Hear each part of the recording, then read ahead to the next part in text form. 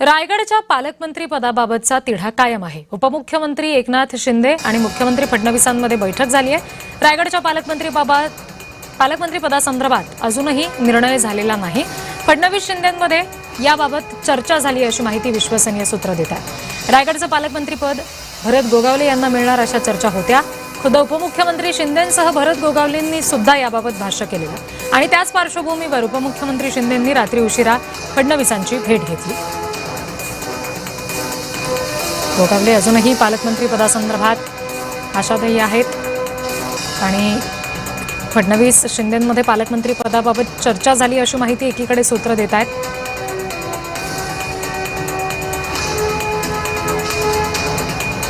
महाराष्ट्रासमोर अनेक प्रश्न आहेत। एका जिल्ह्याचा पालकमंत्री हा काय महाराष्ट्रासमोरची मोठी प्रश्न किंवा समस्या नाही आहे। श्रद्धासमोर या साईबाबांनी मंत्र दिला आहे। आता पहिलं पाऊल पडलं झेंडा वंदनाचं, दुसरंही पडेल। आपण थोडं थांबलं तर पाहिजे की नको? उलट जास्त वाद केला तर ते होणारं पण बिघडून जायचं। सबुरी का फल मीठा होता है।